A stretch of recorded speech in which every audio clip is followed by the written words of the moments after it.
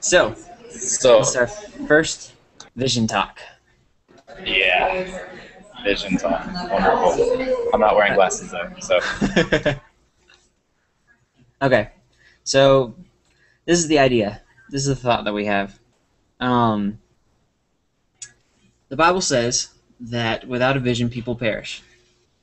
And the way I see that is if you don't have something that you're going after, if you don't have something that is a dream that keeps you going or some kind of picture that you're trying to bring into reality, then you kind of wander around and just, do whatever you want, which, I mean, meaning that when you're doing whatever you want, sometimes you don't even know what you want. And so you kind of just, go with the flow, go with the crowd. And sometimes you get crazy and just you get off track or you get depressed because things aren't going your way or whatever. So uh, I believe that if you take time to figure out what you want it to see in your future and write it down and then start working on it every day, every minute that you can, and start taking steps towards whatever it is that you're wanting to see in your future, that you'll eventually get there, and you won't be perishing, like you won't be miserable. So what I want to do with my friend, my buddy Josh, is we're gonna show you and demonstrate what it looks like to look into your future and make decisions and start thinking, this is what I want to see, this is what I want to do, this is why I'm here, this is what I want to be known for, and then figure out what that looks like, and then what the next step is that you want to take. So, anyway, Josh. yeah. So here's some questions for you. Since we'll assume nobody knows you, okay? So everybody knows that your name is Josh. We'll go with where are you from, and how old are you, and what do you do right now? Well, I am 38, and I am from. Apparently, I do lying. I am 22, and I'm from Corpus Christi, Texas. What was one of the other questions? What do you do? What do I do? I have no idea sometimes. I literally, if what am I doing today or what did I do today, it's so much easier just to like define what you did rather than what is it that you do. Like, Okay. So what did you did? I just worked and then went home. What did that look like? It looked like me sitting at a filter, like an AC appliance store, and I literally sat all day. It was a very slow day. It was so boring. Oh my gosh. That's taking the smile away from my face on how I'm just looking back on my day. That's a terrible thing that I think back to what my day was like, and then all this starts going away. and So why are you there? Because it's something to bring in money right now. Because unfortunately, we just kind of have to have money in our life, and our lives kind of revolve around it in a little bit. So many major decisions are based on money, and money alone, really. What do I want to do with myself? I want to make money, so what jobs are going to pay well? What are you gonna do with the money when you get it? Exactly. You don't even know it. Typically, you think buy a certain kind of car. Well, I would think that. I don't really care for really big houses or anything. I think I would get lost, and if I live alone, I wouldn't be bound for many months. But like me, I would think I'm gonna go and I'm gonna find like a '67 Mustang, like find a Shelby out there and just buy that.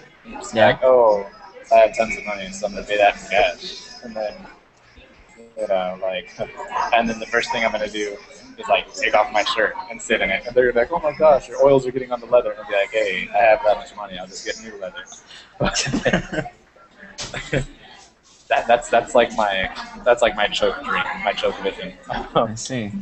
because I really don't care to have a Mustang. I would just like to ride in one. I don't even need to drive it myself. If I can just ride in one eventually, I'll be good. Um, and but so I'm at this stupid job just because I need an income right now. And we really do. Like, I need to have an income. That would be irresponsible not to have an income. But so I'm at this job right now because that's what I can get right now. Um, and then with that though, a lot of people, whenever they're working jobs like this, they're thinking, how can I get a better job? School, what jobs pay more? And now their focus is what jobs pay more. And where I've fought really, really hard to not let that be my focus. That's why I decided, okay, I'm not going to go through with the physical therapy stuff because I just wouldn't enjoy it. I enjoy working out and I enjoy learning about the body as I go, but I don't like studying it, and it was just too much for me just to sit there. I didn't like the human body anymore. I was like, all right, you made this too complicated for me to study, so I'm giving up on this. Okay. And so, but the whole reason I chose physical therapy was because my parents were like, oh yeah, well, you like working out, studying muscles and things like that. You should go for physical therapy. You'd be able to help people get back into shape. If they were working out before or anything like that and got hurt. And that. So let me get this straight. You have a job, or you had a job, and then you were trying to figure out how to make more money. And so the suggestion was go to college and learn how to do physical therapy so that you can make more money helping people with their bodies. Right. Okay. And the overall outcome is not bad. I would love to help people that were hurt Right. get back into shape to where they can, function properly again. And then I would enjoy the helping people part. Like that's a cool part. And then I'm getting paid really well. And that all looks appealing to me. Except for I don't want to do that every day. I don't want that to be my life. And I guess this is where it gets into the question, what do I want to be my life? Yeah. What do you want it to look like every day? I don't know. We were talking about the Love on Top by Beyonce, the music video. I'm absolutely in love with it. And I guess I had this thought one day while I was at work. And there was this guy that came in, and he seemed he was a real sweet guy, real nice guy. He was probably in his late 30s, early 40s, somewhere around there. Very respectful, but the way he spoke to me was like he wasn't going to hold himself up that high, which was a little comforting in a way because a lot of people could be like, hey, I'm the stuff kind of thing. But it was like, because he was that way, I wanted to hold him up more. And it just brought this thought to me that I would rather bring myself down just so that I could bring you up. And I want to make people love their situation, whatever the situation is at the moment. I love whenever people smiling. That is like one of my favorite things in the world. I can see someone enjoying the 5 seconds that they're in. Even if I had nothing to do with it, I consider that day to be a success. Okay. It's like I got no monetary value out of this. I had nothing to do with it, but I got to witness it, and my day was just me because you were happy. I had no idea that it was going to make me happy. But I guess a lot of that has to do with my home life. My dad has to go to work a lot, and he hates being away from home. I remember one time my mom went away for a little vacation on the side kind of thing in the winter. And they went to go skiing by themselves and snowboarding and stuff. And they came back a day early because he was homesick. He was sitting by a window with tears in his eyes. And this guy's a big, grizzly, just muscle man, tough. He doesn't cry, whatever. And so he's sitting there. My mom told me the story when she got back. He's sitting there with tears in his eyes, and he's like, I miss my sons. and so they come home a day early because, she was homesick, but he was even more homesick. like stuff like that makes me happy. Like just the fact that he got to come back and be with his kids, but the fact that he found joy in something. And so I guess a really big part of what I want to do is help people find joy in something, and whatever they can find joy in. And if they can find joy in really just one thing, uh, then give them complete access to it, or help them gain access to it in some way. So if they find joy in one thing, is it are you saying that you want them to just be happy for that moment, or are you wanting them to are you trying to help them for the moment or for longer than that? First, it's almost like steps kind of thing with me. It's like if I can create a moment for them to be happy, that moment was a success. Now, and it's almost like the giving the man a fish, he eats for a day, give the man a fishing pole, he eats for life kind of thing. But by helping them gain that moment,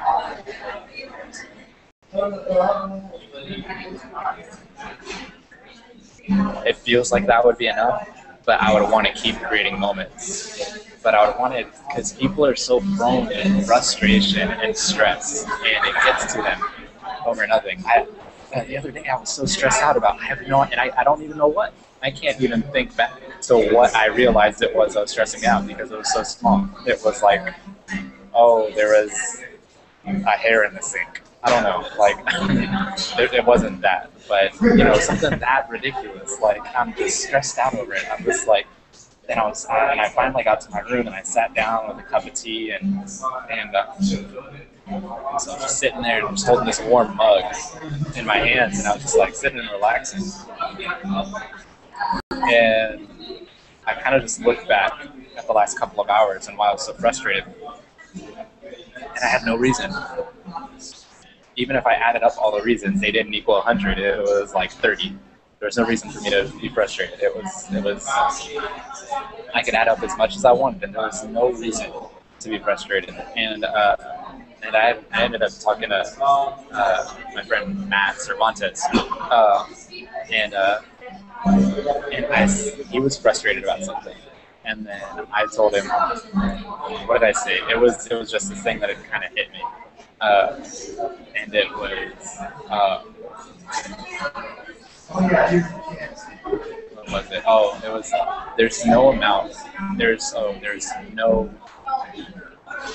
nothing that is worth the stress. And it was, I'm just going to have to pick it up real quick, because I really don't remember exactly what it was. And the way I said it was exactly how I felt it in my heart. And I just meant it. It'll just take me 2 seconds to get it.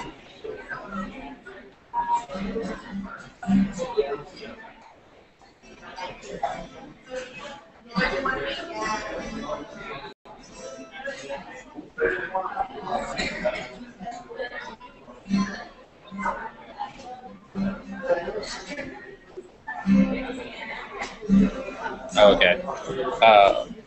Actually, this had to do with my mom too. I was kind of stressed out. I just remembered what it was. Okay, I was kind of stressed out because I've been working a lot lately, and then in my spare time I've been helping my mom like cook and things like that just around the house because a lot of little brothers and stuff like that, just helping out. But I haven't even been able to clean my room. My room's been dirty for like a week, and I hate I hate when my room's dirty. It's just so bad for me. Sometimes, not really. But whenever it gets as messy as it was, I'm like, okay, you've got to be kidding me. I'm like doing ballet to get from my door to my bed. and so, but by the time I get to my room, I'm tired and I want to go to sleep. And I was like, and I just, I was telling her goodnight, and I was like, all right, I'm going to go clean before I go to bed. And she was like, just do it tomorrow. And I was like, yeah, just do it tomorrow. Like, it's gonna be there tomorrow, and that just relieves everything. And so I ended up saying, I said, when it's late and you're frustrated with whatever's going on, and this is the mood I was in, I said, chunk dudes, like, just leave, kind of leave the situation and crash out. And then that was like my good night kind of thing. And it was like, just hit the lights and just go to sleep. It's going to be there tomorrow. Yeah. But there's no reason for you to ruin the rest of your night and go to sleep completely. But just the fact that I already freed myself from it. And his response was like, dude, no joke. And I said, there's really no need being stressed. No job or responsibility or anything is worth the love and sanity that His grace provides us with. And being a young adult, I just find myself completely stressed out about everything. It's like I graduated from Bible school, and then before I even left the campus or got even to Corpus back from school, my parents were like, all right, so have you applied to colleges and stuff like that? I'm like, no. And that's why whenever that was last May. And then finally this December, in January, when I was in Hawaii visiting family, they asked about school one time. And it was like right whenever I got there, like, so you like, how was your semester, blah blah blah, are you gonna go next semester? And I'm like, I'm not sure, I don't really know what I'm gonna do. That was it. And after that, it was the chillest 3 weeks of my life. And that was nice. It was so nice, but I didn't even realize how nice it was until towards the end. I was sitting in my grandparents' backyard, and in Hawaii they have wild chickens everywhere. And so I was watching a chicken run through the yard, and I was just sitting there, and I had my feet propped up on something, and I was just kind of relaxing. Super nice weather, breeze was hitting me, and I just thought to myself, I needed this. And then I realized that I hadn't even let myself take a break since I graduated from school in May. And like 24/7, my mind's like, well, what's the next step? What's the next step? What's the next step? To where I love whenever creative artists, they will do things like really random. They don't always have this process for creating. They'll just say, all right, I need to leave. If it's like a songwriter or something, all right, I got to leave the studio. Just go take a walk. Go get an icy or a coffee, chill, and forget about music for a little bit, or just go listen to music, but not for the sake of writing, just for the sake of being. And then all of a sudden they're relaxed and things just start to click. And so what ended up happening for me was that while I was there, though, I realized just how in love I am with fine arts like music and dancing. And I finally decided it's always been a small dream of mine to be a student of Berklee College of Music, and so I was like, why not? Why, if they want me to go to school so bad, why can't I choose the school and what I major in and what I go for? And what comforted me the most was that during my break, I saw this video from John Mayer, and he said. He was talking about one of his songs that he had written on his first album, and they were like, so what's this song about? And he was like, well, this song is about basically you can do anything you want to as long as you can govern yourself. He was like, you can do absolutely anything you want to as long as you can govern yourself.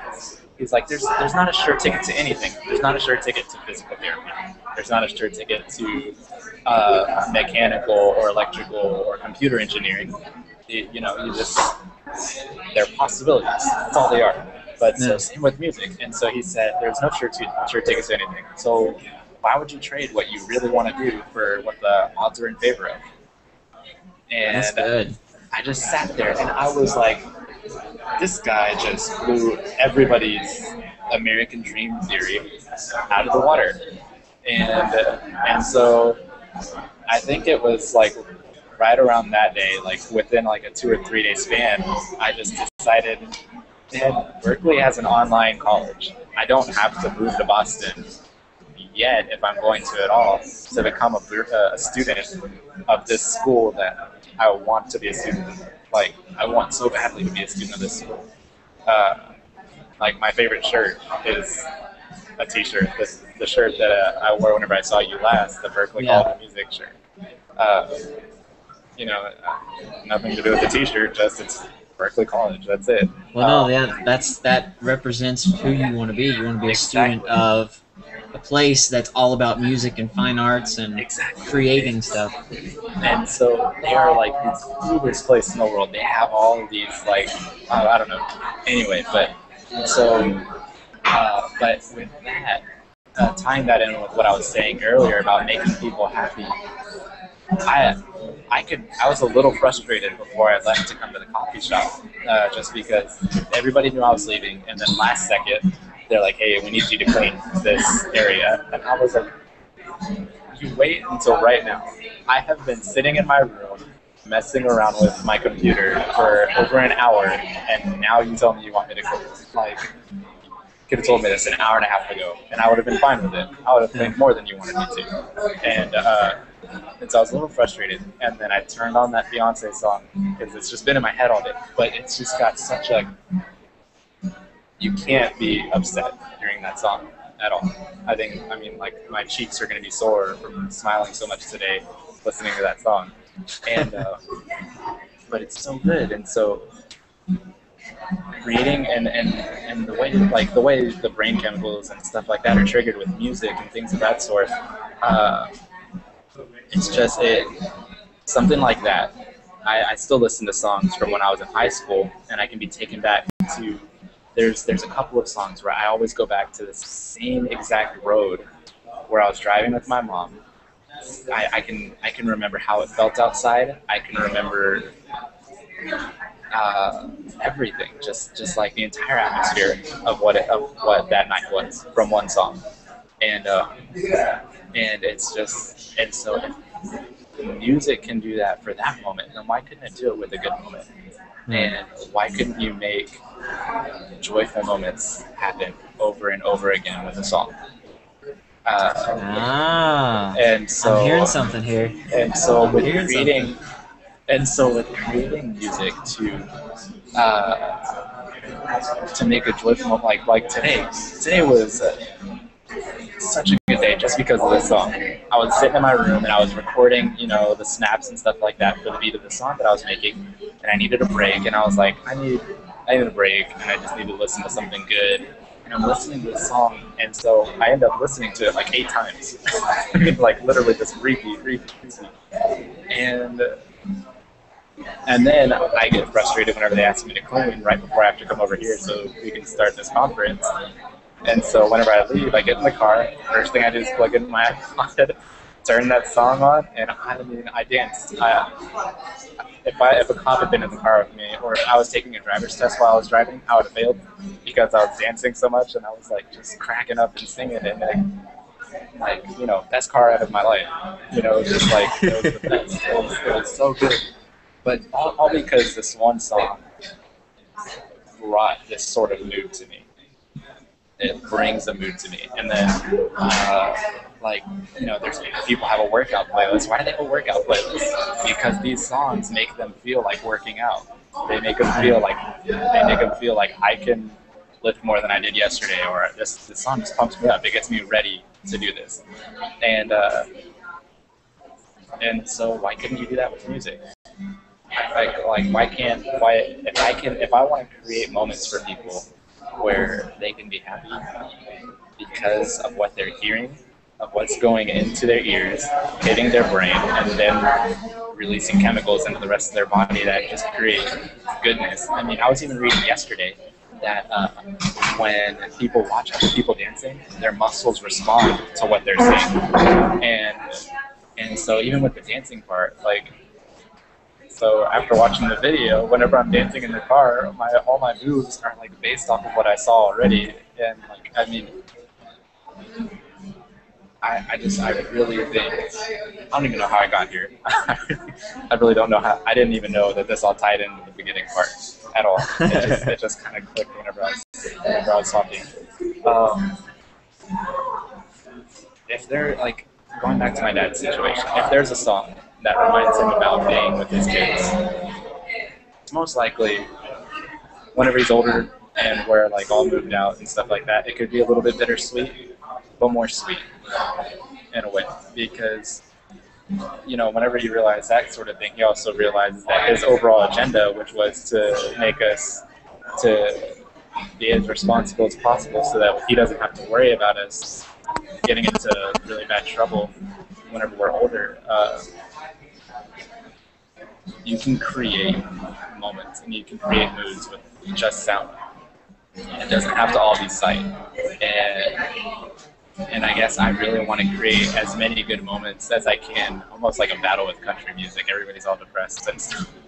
um, and so I want to start this, like, this revolution against country music to get people happy again. Yeah. But I just, I guess I really just like, and I guess I write off of what I've been writing off of, like what I showed you earlier, was based off of the kind of things that make me happy. Jazz, R&B, and like big band. Those all make me so happy. The blues will make me happy for the most part, but just because I love the way they play. Oh my gosh, it's just the way they play. It's like, and then you have like the like the West Coast Southern kind of blues, which is like Stevie Ray Vaughan, where it's like, oh, yeah, it's just got a groove, and so that's kind of. But then there's the my baby left me, and that's, sometimes I'll listen to it, but only whenever I know I'm not going to be like. I don't like those moods. Those moods are not good. Yeah, that's not what you're going for. No, no. But I did. Rob Thomas. He was the lead singer for Matchbox 20, and he actually wrote all the music for Dawson's Creek, the show. Phenomenal songwriter, and he was doing this live concert thing once, and it was called. I think it was called the Storytellers series, and this one concert, I think it was VH1, but they would bring in artists, and what they would do is they would have these artists, play these songs. Before they play the songs, they would tell a little bit of the background of the song, which I love whenever stuff like that happens. I love getting to hear, where the song kind of came from. Right. And he said that he had a guy come up to him one day, and he asked him, he was like, why do you write so many sad songs? He's like, you write some really good, upbeat songs. So he's like, why don't you do more of the upbeat songs instead of some of the sad ones? And what he said just made so much sense to me. And it's not because I agree with him, but because it's him, and I completely understood exactly what he said. And I was just like, that makes me love your music more. Just because of what you said. And what he said was, his response was, the guy asked him, why do you write so many sad songs? And he said, whenever I'm in a good mood, I don't feel like going to my house and writing. I feel like being out and doing things with people. But whenever I'm sad and I feel like being alone, I end up writing. And that's where these come from. And I was like, that makes complete sense. Exactly. I was like, this makes so much sense. It's not necessarily what I'm going for, but it makes so much sense. And I love something that Leland Mooring said. He came for one of the conferences over at TBI. He said, don't be afraid to write a sad song. It was like, there's some hurting people out there that need those for comfort. Yeah. And I was like, it's just, it doesn't all have to be peppy. Some of it can, is definitely like, all right, I just need like a sad shoulder to cry on, and we've all had those moments, and so just. So let me see if I get this.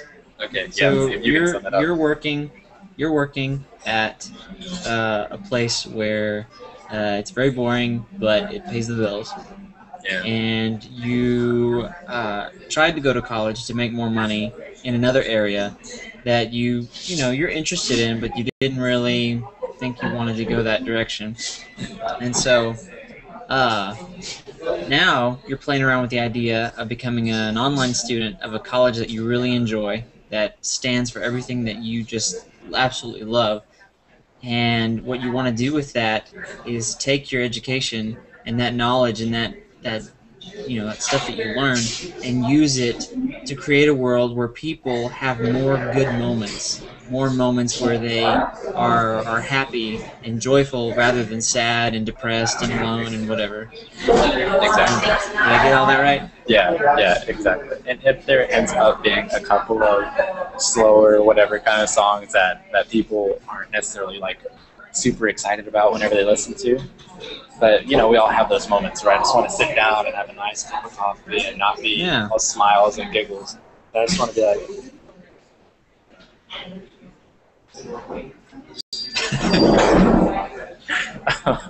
But yeah, to sum it up, that was pretty much the gist of what I'm going for. And Okay. I don't know exactly how that pays bills, and I really don't care. I just know that that would make me happy, and I really feel like uh, whenever he said that when we delight ourselves in him, that he would give us the desires of our heart. I really feel like we've taken that.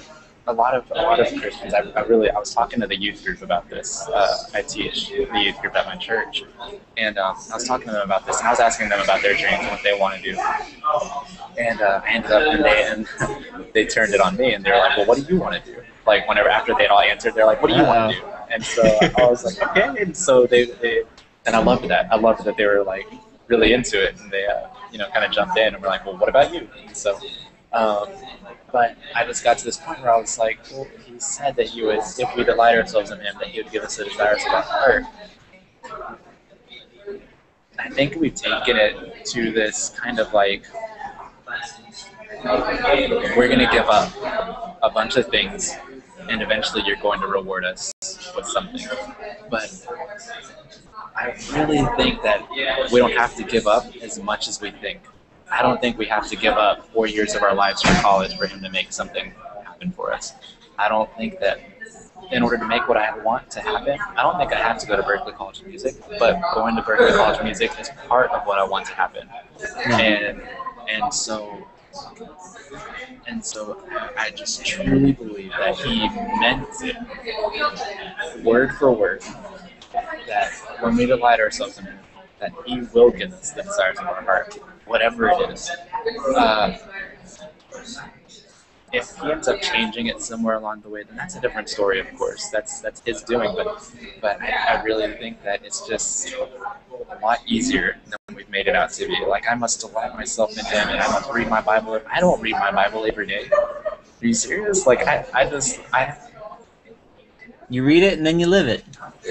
I'm human. I'm gonna be too busy to read my Bible every day. I mean, just and so, but whenever I do, I'm not reading it like it's a task. I read it because I want to, and which is probably why I don't read it every day. Because if I ended up reading it every day, I would start treating it like a task. And like I've tried the whole wake up at 6, read for 30 minutes, and then you can start getting ready for your day. It didn't work for me. And so it was more like I've got a few minutes. Go ahead and read this bad boy, and jump into this one. What's this guy Joshua up to? Oh, he's reading, but I'm talking about the other one.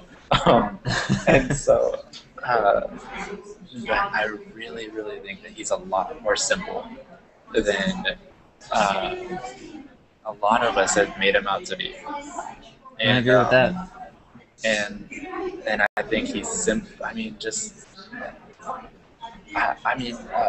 we're the bride of him, right? And so I'm not married, but you are, and so if it's like, but I can imagine being married, and if I had a wife, and you can give more of a personal piece on this, but if I had a wife and she had a desire for something, I wouldn't say, okay, but in order to get there, you're gonna have to give up this. Like, it's I wouldn't do that to her. I love her, and I want to give her whatever she wants. Right. And she loves me. I mean, if she was like cheating on me, having her cake, eating it too, and all this other stuff, then that'd be a different story. That wouldn't be her delighting herself in me. But if she like really loved and adored me the way I did her, then heck yeah, I'm just gonna give her whatever she wants, right? Whenever she wants it. Yeah. Well, not all the time. Sometimes when I'm like, you can wait for your birthday on that one. You don't need a Porsche. and but I mean, if it was her dream to go to Berklee, I would do whatever I could to get her enrolled and to make sure that I could pay for it. It was her dream to uh, whatever it was. I mean, to become a personal trainer, I would start looking up stuff and helping her get like becoming a personal trainer isn't that big of a deal. Like you don't have to go to 4 years of college for it. You can take a couple of boot camp seminars and then test out for it and get your personal trainer's license. And so I would start helping her do that. I would wake up with her at 4:30 in the morning when the boot camps are coming, and I would do what I could to make it easy for her to get what she wanted. And yeah, there's going to be a lot of work on our part. But I think what we expect out of him, we've made it more complicated than it has to be. Yeah.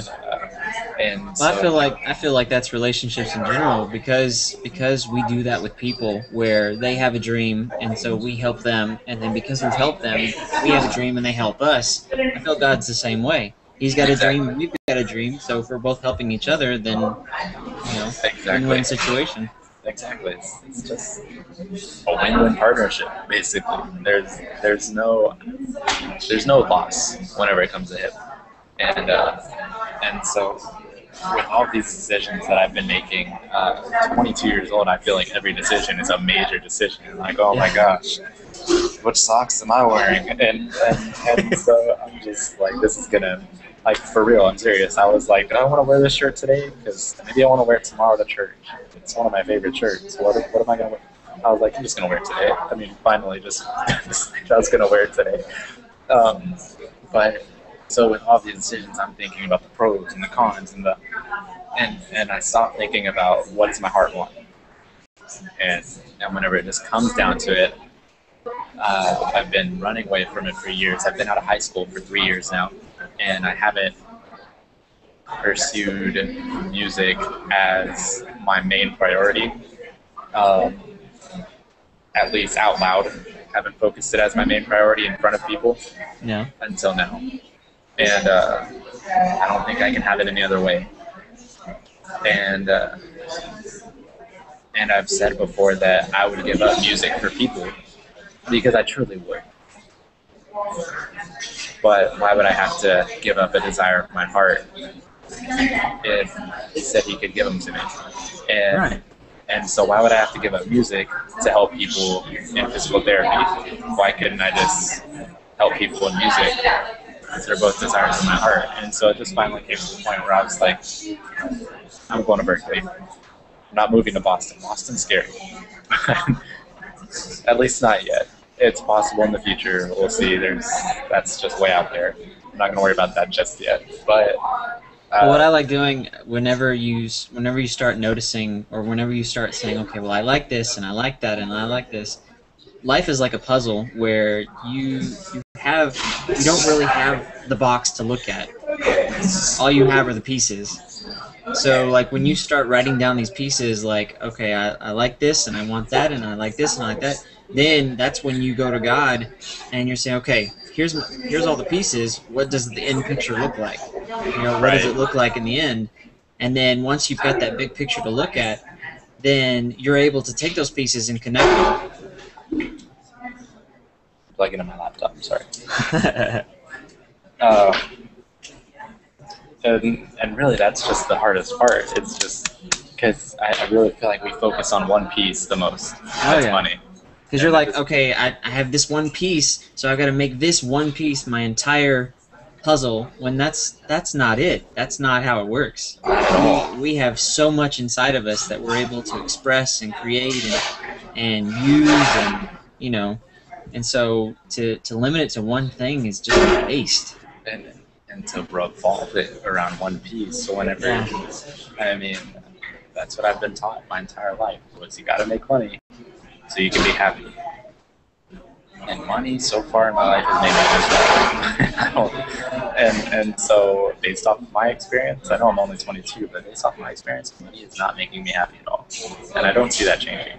No, money's a tool. Money is another form of your energy, and your energy is what you're using to get to your vision. Exactly. So, I mean, unless you know what you're going to do with the money, there's no point in having the money. It's true. See, like right now, I know what I'm going to do with the money. I'm going to buy a car. I'm really close to. I'm like, close. Oh my gosh, I can already feel the leather on my bare back. Like that's how close I am. I'm actually in a wood seat though, and I have 2 shirts on, so it's okay. Okay, so you're gonna buy a car and then what? I'm gonna drive it. Where? To Guitar Center, because there is. I'm serious. There's a microphone that I've been waiting to get, and but I've been able to use the internal microphone on my computer. So I'm like, I'm good for now. I don't need the microphone just yet. I do need to get a ride as soon as possible, though. And so, kind of setting my priority list. It's like, right, first the car, then the microphone, and then I'll start saving up for a new guitar, and just kind of keep going from there. And oh man,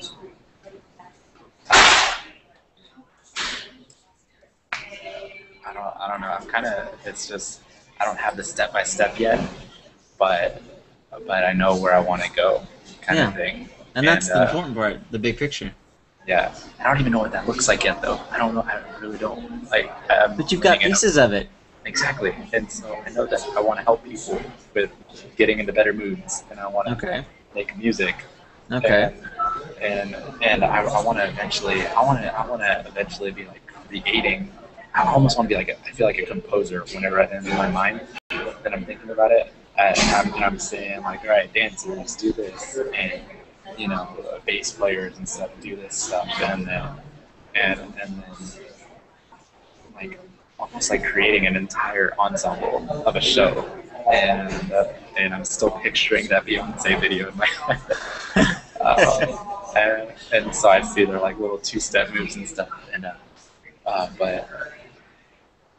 I think that's such a big. I mean, because it made me so happy today, but to become that happy off of a music video. I mean, if they can do it for me, why couldn't I do it for others?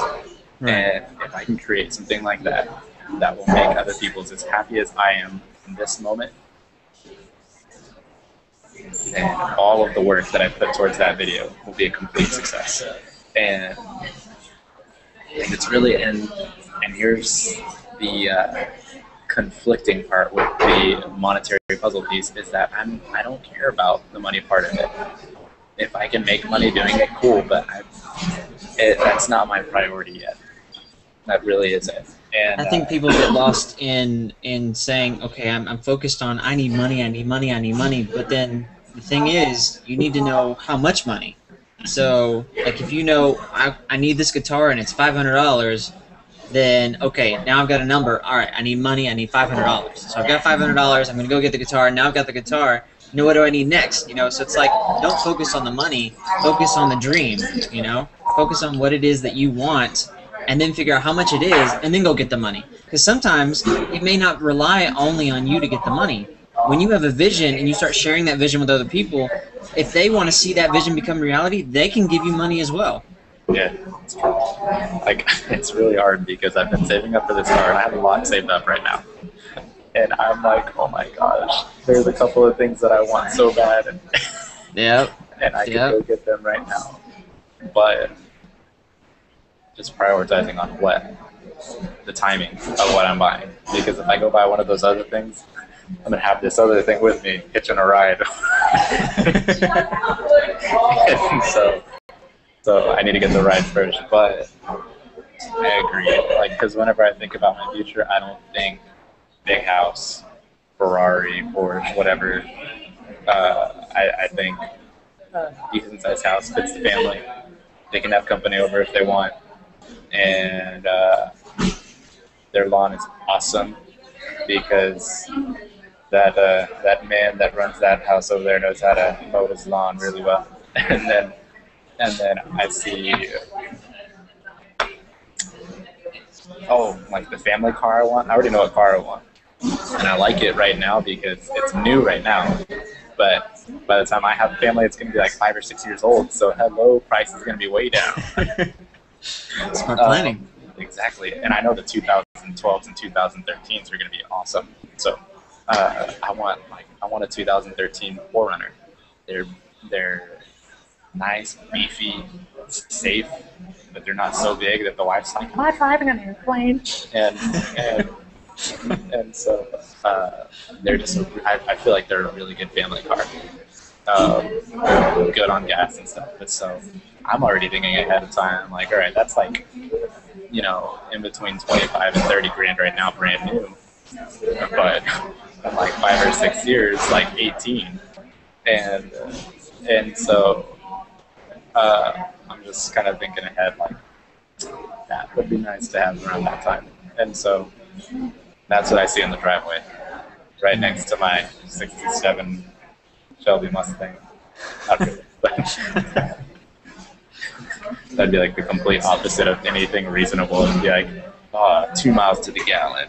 Yeah, like,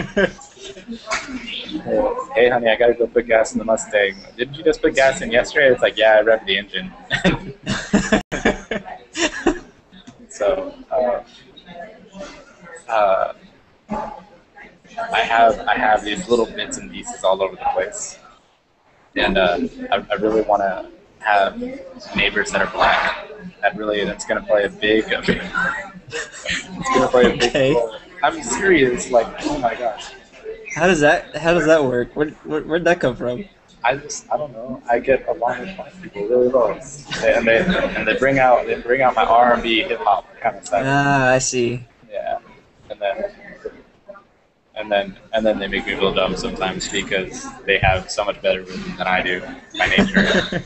I'm like, sorry, I'm not full black over here. And so, but because I just think it'd be cool to have black neighbors. I really do. I used to have black neighbors, and they were so much fun.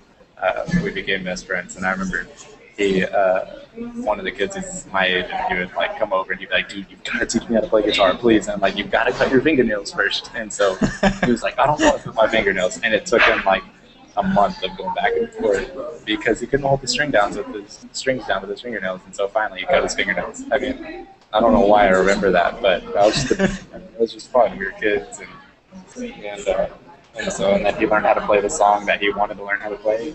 And talking about the dreams and visions part, he had this vision of he wanted to play this one song. That's the only song he ever wanted to learn how to play, and he learned how to play it. And then after that, he grew his fingernails back out, but he could still play it. And so, Did the dream move on? exactly. That was one of the short-term dreams. Um, and so I have a lot of random pieces that I'm still piecing together along the way. The pieces that I do have lined up for the near future are getting a car, saving up for Berkeley College of Music, and getting some more equipment, some better equipment for music, and start creating more. I have so many ideas in my mind, and it's been really fun starting a new church here in Corpus.